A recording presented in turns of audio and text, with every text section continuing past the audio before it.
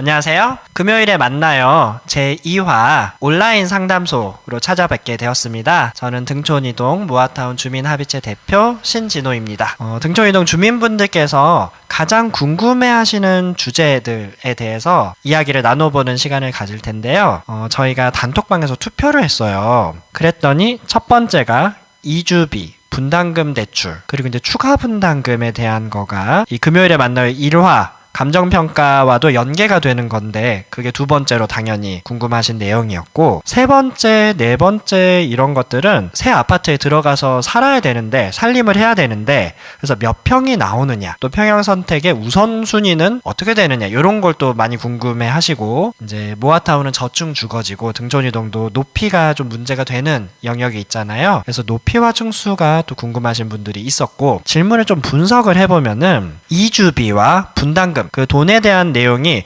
가장 높은 관심이 있었고요. 평형과 설계, 그 다음에 높이와 층수로서 이게 표현이 되어 있으나 아마도 사업성이랑도 또 연계가 되는 것 같아요. 뒤에서 설명을 좀 드리도록 하고, 이게 주제가 11개로 좀 많다 보니까 오늘은 5번째까지 끊어서 6번째부터 11번째 질문 같은 경우는 다음 주 금요일 날 논의를 하는 걸로.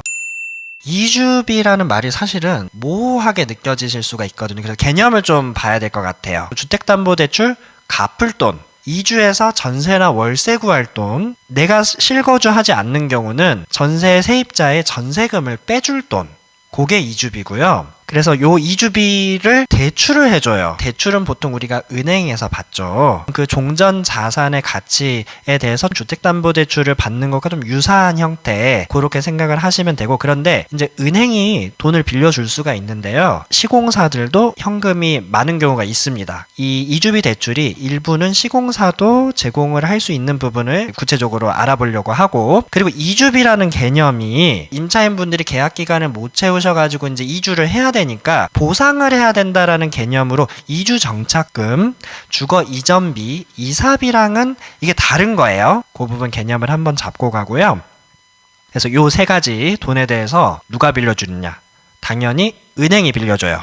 시공사들이 있는데 상식적으로 시공사가 이런 이주비를 빌려주는 거 조금 시장이 혼탁해질 수 있는 위험이 있지 않을까라는 생각을 해볼 수가 있는데요. 그래서 한국의 법이 또 아주 공정하게 또 잘 되어 있는 부분이 있거든요. 도정법에 시공사가 이사비, 이주비, 이주촉진비 등의 시공이라는 분야와 관련이 없는 어떤 이익은 금지하는 거가 원칙입니다. 그런데 시행령을 또 살펴보면은 이런 이주비 같은 것들을 빌려줄 때는 전국을 단위로 영업을 하는 은행에서 적용하는 대출 금리 상품 중에서 가장 낮은 금리보다 더 낮은 금리로는 안 된다. 한마디로 은행 대출 상품보다 좀 싼 대출 상품이 있는데 그 싼 금리보다 약간 높은 걸로는 빌려줘도 된다. 이 부분이 작년 하반기에 이제 개정이 된 거예요. 관련 규칙들이 좀 국토부에서 정돈이 돼가고 있는 과정 중이고, 어쨌든 요지는 우리가 돈을 빌릴 수 있습니다.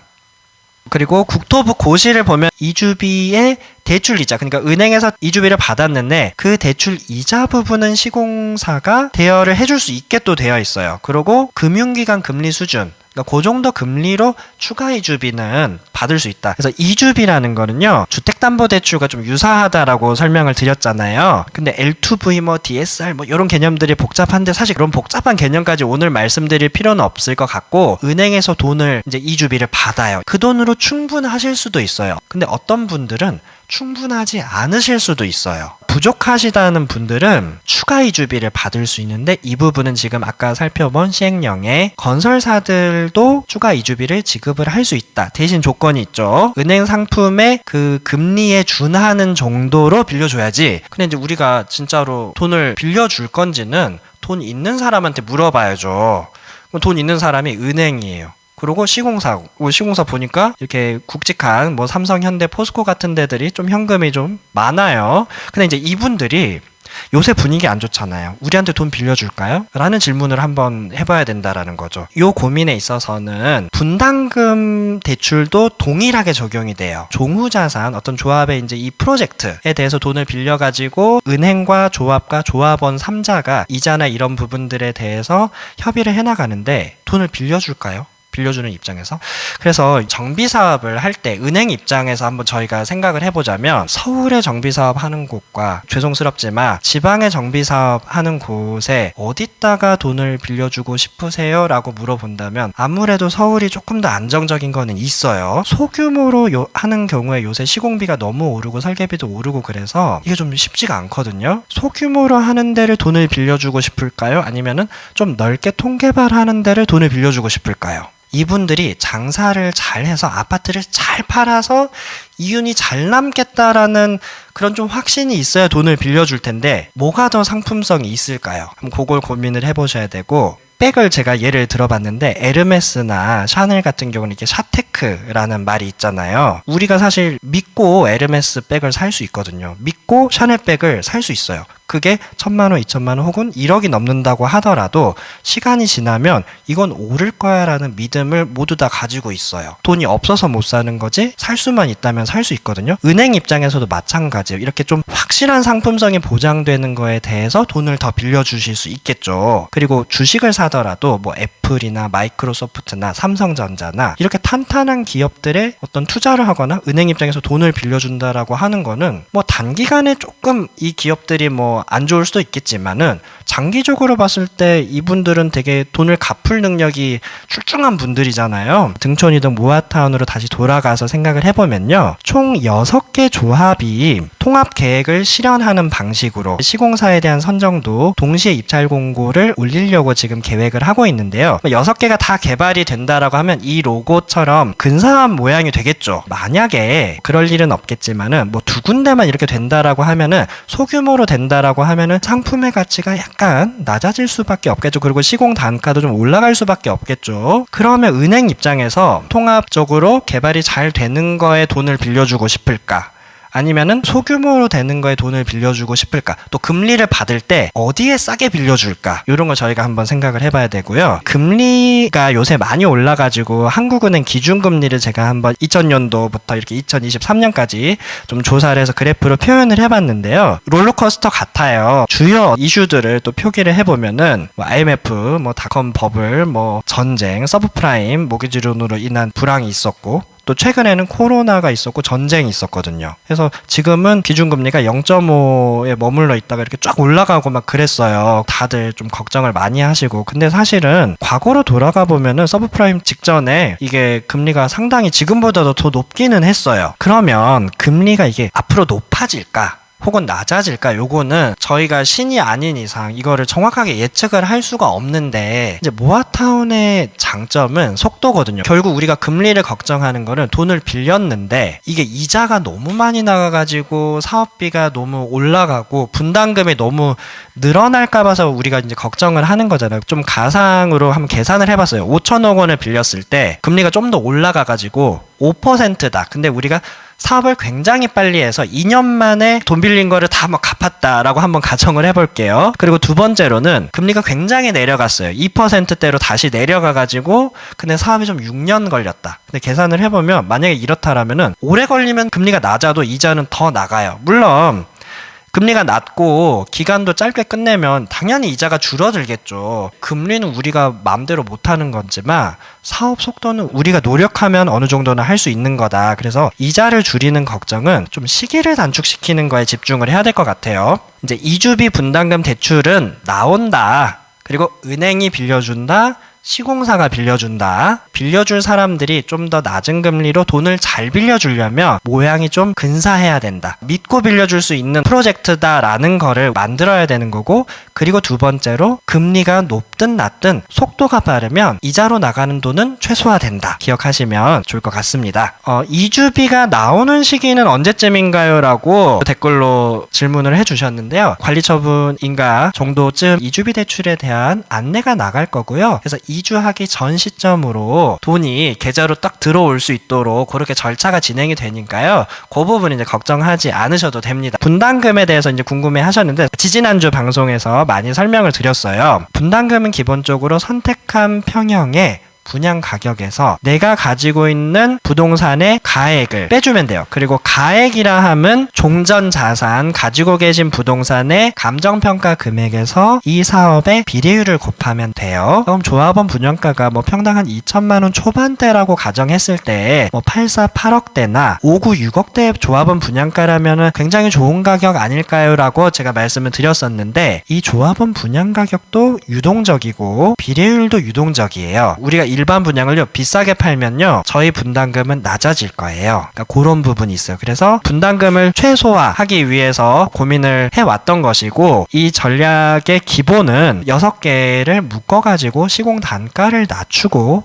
더 근사한 주택 상품을 만들어서 일반 분양을 최대한 비싸게 팔고 금리도 좀 운이 따라주면은 낮아지면 참 좋겠고 그런데 금리가 낮아도 시간이 길어지면은 이자가 늘어나니까 돈 빌리고 나서는 속도가 좀 빨라야겠다. 지금 그 말씀을 드리고 있는 거고 요게 다 된다면 요 분양 가격이 최소화될 수 있겠죠. 근데 이게 잘 안 되면 이 분양 가격은 또 올라갈 수 있겠죠. 지금 단계에서는 분담금을 최소화할 수 있는 전략을 실천하고 함께 고민하는 거에 마음을 좀 모아야 되겠다라는 말씀을 드립니다. 몇 평 나오나요? 라는 이제 질문이 많으신데요. 근데 염창동 2편안도 이게 다양한 그 설계가 있어요. 그리고 여기 지금 나와 있는 거는 공급 면적 기준이거든요. 5구 8사가 있고 5구보다 좀 작은 게 있고요. 5구랑 8사 사이 평형 전용 면적도 있습니다. 어디 식당 가서 메뉴판을 고르는 것 같은 그런 느낌으로 이렇게 여러 평형이 있다. 그럼 우리도 아마도 이렇게 여러 평형으로 나올 것 같아요. 그런데 이제 사업성을 분석하거나 개괄적으로 저희가 알아볼 때는 5구와 8사 국민평형이잖아요. 그래서 이런 정도 모듈로 보통 사업성 분석을 해요. 그리고 이제 오히려 몇 평형이 나오나요? 라고 질문을 하시기보다는 우리가 몇 평을 만들면 좋을지를 오히려 주민분들께서 제안을 해주셔도 좋을 것 같아요. 그런데 이게 의식의 흐름 같은 질문들이거든요. 몇 평이 좋을까? 근데 큰 건 너무 비싼 거 아닌가? 주택담보대출이 잘 나올까? 전세 놓으면 얼마에 나갈까? 잘 나간다면 나도 큰 평수 받고 싶은데 아파트 되면 비싼데 이거를 자식한테 증여를 해야 되나? 밥 해줘야 되니까 넓어야 되는데 그래도 넓으면은 나이 들어서 청소하기 힘든데 이게 사실 사람 마음이 이제 몇 평이 나오는지는 궁금한데 내가 몇 평을 갖고 싶은지도 사실은 아주 정돈이 되지는 않았고요. 정돈을 해도 사실은 자고 일어나면은 또 이게 생각이 바뀔 수가 있어요. 마음의 정리도 한번 고민도 좀 해보시고 메뉴판을 우리가 뭘 해야 식당이 장사가 잘 될까? 그런 거 백종원 님께서 이제 굉장히 잘하시는 거잖아요. 여기에 몇 평형을 어떤 구조로 만들어야지 이거 집을 우리도 살기가 좋은데 인기가 아주 좋아서 불티나게 잘 팔리게 그런 것들을 한번 고민을 해보셔야 돼요. 샤넬백 같은 경우도 이게 사이즈가 여러 가지가 있어요. 다 잘 팔리죠. 소비자들의 요구가 다양하거든요. 그리고 이제 큰 거는 비싸게 파는데 비싸게 팔아도 샤넬은 잘 팔리죠. 돈이 없어서 작은 샤넬백을 사시는 분도 있고 그러니까 백종원이나 혹은 샤넬 상품 개발자의 마인드로 이 주택시장에서 평형과 설계에 대한 고민을 함께 해보면 좋겠습니다. 라는 말씀을 드리고 있습니다. 꼭 8사를 받아야겠다라는 분들이 계시다라면은 우선순위가 나한테 돌아올지는 걱정이 되실 수는 있으시고 근데 이게 5구는 조합원 분들은요 충분히 받으실 수 있으세요. 5구도 이제 서울 기준으로는 국민평형이고 조합원 분들의 선택은 5구는 당연히 나옵니다. 그리고 이제 5구와 8사 사이 평형도 만들어야죠 저희가. 3구역을 제외한 나머지 구역도 8사의 개수도 상당히 나오기는 할 것 같아요. 평형 선택의 우선순위는 권리가액이 높은 순서대로 순번이 있습니다. 아무리 순번이 낮더라도 5구는 나올 거예요 라는 말씀을 또 드렸고요. 높이와 층수에 대해서 저희가 한번 논의를 해볼게요. 높이는 등촌이동에서는요 관리 계획상으로는 아마도 한 15층에서 20층으로 될 것 같아요. 그런데 추후에 저희가 조합을 꾸려가지고 관리 계획을 또 도시계획 업체를 써서 변경할 수도 있거든요. 설득력이 있고 합리성이 있다라면 그리고 도시계획적 연속성, 공공성의 확산이 있다라면 25층도 어느 정도 가능할 걸로 저는 또 생각을 하고 있고 그런데 이제 저희가 층수에 대해서 궁금하신 이유가 층수가 높아지면 지배 개수가 늘어나고 내 분담금이 좀 줄어들지 않을까라는 취지에서 이런 질문들을 많이 하시는 것 같아요. 근데 요거는 맞기도 하고 틀리기도 해요. 3구역 같은 경우는 높이가 좀 높아지면요 정말 이게 맞습니다. 분담금이 줄어들고 지배 개수가 늘어납니다. 그런데 나머지 구역 같은 경우는요 15층에서 20층이든 25층이든 사실상 사업성에 있어서는 크게 차이는 없다. 이제 그거를 좀 설명드리고 싶고, 사업성은 용적률과 직접적인 연관이 있고 높이랑 연관이 없는 거는 아니지만 중요한 건 용적률이다 라는 점을 말씀을 드리고, 이게 용적률의 개념을 좀 한번 살펴보면은 건폐율, 용적률 이런 개념이 있는데, 이제 아래 땅이 있어요. 그래서 왼쪽 건물은 좀 날씬하고 높아요. 6층짜리 건물. 오른쪽 거는 조금 뚱뚱하고 낮아요. 3층짜리 건물. 근데 딱 봐도 집의 개수는 똑같은 집이 6개죠. 그러면 왼쪽 거를 보면요, 그 땅 네모를 제가 4등분을 했거든요. 4등분 해가지고 땅의 4분의 1, 25%의 건물을 올렸어요. 그래서 이게 건폐율이에요. 건폐율이 25%고, 오른쪽 것 같은 경우는 땅의 절반의 집을 지었어요. 그래서 건폐율이 50%예요. 그런데 왼쪽 거는 층수가 6개거든요. 그래서 25%가 6개가 있어서 용적률은 25 곱하기 6 해서 150%고, 오른쪽 거 같은 경우는 1층이 땅의 면적의 50%를 이미 썼는데 3개 층이라서 50 곱하기 3 하면 150%예요. 그래서 용적률은 왼쪽 거나 오른쪽 거나 150%로 똑같고, 집의 개수도 왼쪽 거는 6세대, 오른쪽 거도 6세대 똑같아요. 그런데 이제 여기서 이제 설명을 드리고 싶은 거는, 이게 15층, 20층짜리 아파트나 25층짜리 아파트나 25층이라고 막 어마어마하게 비싸냐. 사실 15층으로 소홀해서 잘 만들어 놓으면요, 또 너무 높으면 또 싫어하시는 분들도 있거든요. 15층으로 잘 만들어 놓아서 구조도 좋고 그러면 15층 아파트나 25층 아파트나 제가 볼 땐 가격에 큰 차이는 없을 것 같아요. 오히려 브랜드가 어떤 브랜드냐, 선호도가 매우 높은 브랜드면은 가격이 막 2, 3억 이상 차이가 나겠죠. 근데 이게 15층이냐 25층이냐로 이 가격이 차이가 나지는 않는 것 같아요. 근데 이제 요런 건물이라면 이야기가 다르겠죠. 그나마 왼쪽에 6층짜리 건물은 좀 봐줄만 해요. 근데 오른쪽에 이 3층짜리 건물은 너무 따닥따닥 붙어 있잖아요. 가치 자체가 오른쪽 거는 샤넬백이라고 보기는 좀 힘든 것 같아요. 비싸게 받기가 좀 힘든 것 같아요. 그래서 그런 부분이 있고,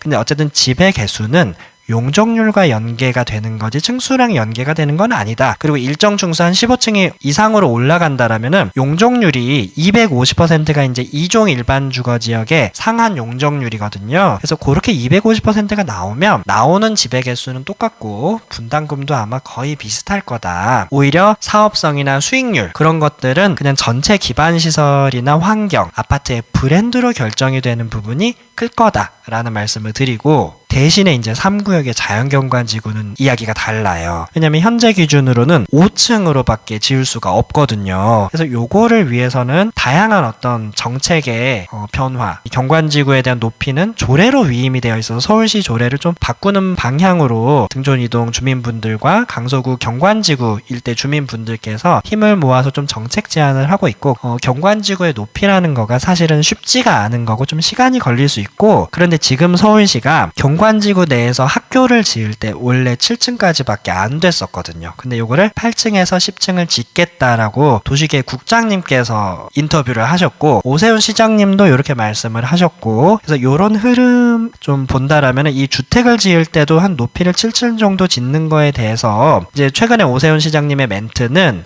주민분들께서 진짜 이게 높이 제한 때문에 요거를 허물지도 못하고 있는 그 상황은 꼭 해결하겠다, 이런 발언을 좀 했었고요. 높이를 좀 완화할 수 있는 다양한 정책들을 좀 주민들이 제안하고 시의회에서 논의가 충분히 되고 서울시 도시계획국에서 또 논의가 된다라면은 일부 개선이 될 수 있지 않을까라고 기대를 해보고 있습니다. 그러면 오늘 온라인 상담소에서는 이렇게 총 5가지 논의를 해봤어요. 다음 주 금요일에 또 이제 이렇게 온라인 상담소 2탄으로 찾아뵈려고 해요. 모아타운 100% 확실한가요? 첫 번째 질문 타이틀로 올리고, 나머지 언제 입주하나요? 매매 증여는 언제 해야 될까요? 시공사 선택은 언제 되나요? 상가 소유주분들은 어떻게 동의를 하시나요? 신축이 많은데 가능한가요? 등등등 이런 질문들에 대해서 다음 주 금요일 날 이야기를 나눠보려고 하고요. 금요일 밤 잘 보내시고요. 감사합니다.